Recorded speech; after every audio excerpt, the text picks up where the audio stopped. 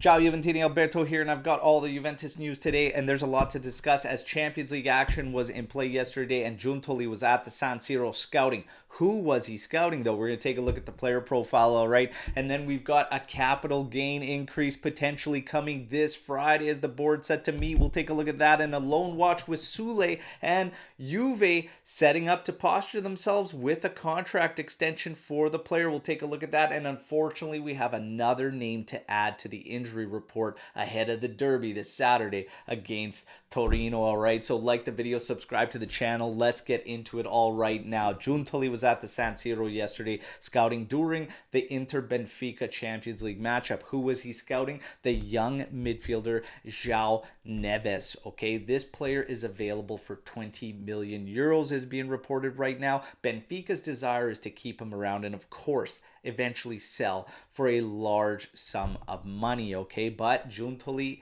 very much admires this midfielder. This midfielder can play anywhere in the middle of the park. He carries a high ceiling, a lot of potential with him, okay? So far, he has been used everywhere right down the pipe as far as the pitch goes centrally, right from ahead of the defense all the way up to attacking midfielder. He is great in terms of ball retention, great in distribution, and can also contribute goals as well. So a very high potential young player there, and Juve's got tabs on him. Now, if you're ever watching Benfica, you've got a name to look out for as Giuntoli has scouted Joao Neves. I want to know from all of you what you think about this potential move.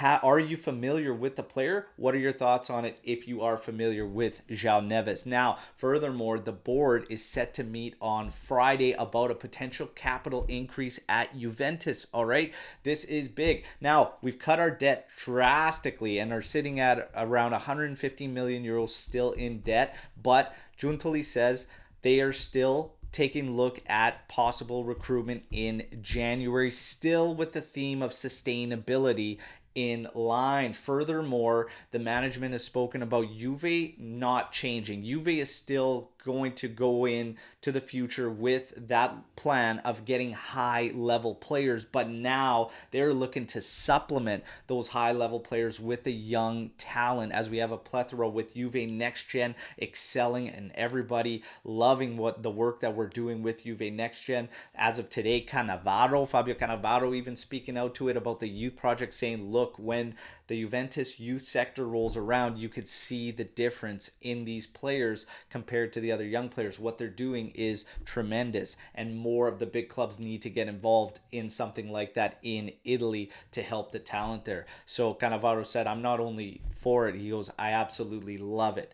Now, that's Juve's game plan. It's a model that we see a lot of the bigger clubs taking up, and it was only a matter of time for Juventus. Unfortunately, right now, that level of high-level players at Juventus is low, so we need to work on that part of it. But the young sector has done their job. We just need to be patient, and we need to understand that they cannot be the saviors. Those high-level players need to be the protagonists for Juventus, like a Chiesa, and let the guys like Fagioli grow. Okay, so it's nice to know that the plan is still intact. We're not becoming a selling club, everybody, just grooming young talent, and that is it. The plan very much stays the same. The capital increase would be massive for Juventus. Let's see if we get it. That would help us bolster some recruits in January potentially, or even hang on to it if there's not the right opportunities, as Giuntoli hinted.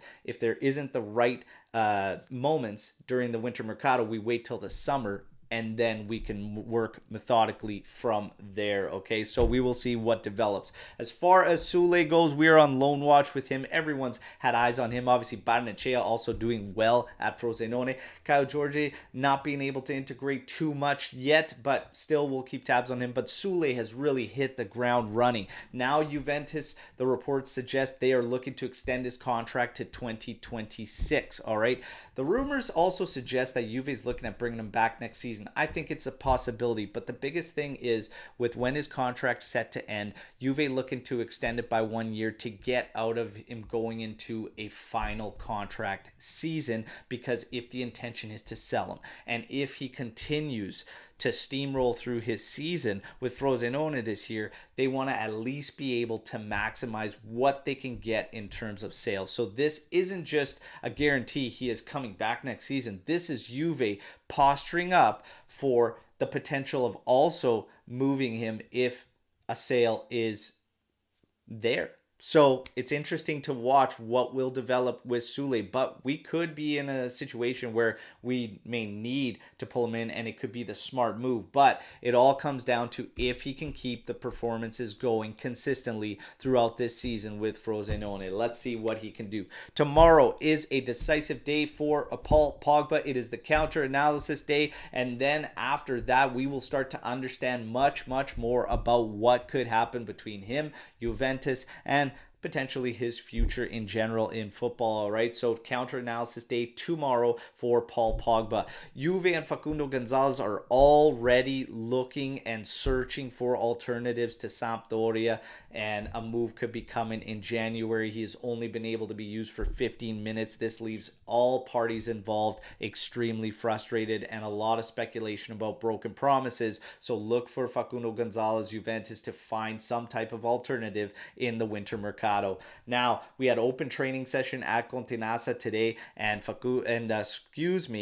we have to add, unfortunately, another name to the injury report, all right, as Kostic did not participate whatsoever, so he is very much in doubt now for the derby on Saturday against Torino. However, I'm not so concerned about it. If it were me, I think Iling Jr. is up. Cambiaso has been struggling as of late, looking like he's lost that fire and excitement that he gave all of us fans at the start of the season. He has been able to find a decent run of form in his last couple outings. Iling Jr.'s up. Give him the go, and don't worry about Kostic. Give him time to heal up, and we're going to be going into an international break right after this game. Play Iling Jr. Let me know what you guys think, okay? As far as Vlahovic goes, he continued on with his personalized work. He continues to be a bit of a doubt going into that derby, but Milik was back with the group. He will be available for the Derby della Mole against Torino on Saturday. And last but not least, Spalletti, with the international break coming on, looks a lock to call Chiesa and Locatelli, but there are two Juve players on the cusp of getting that call up.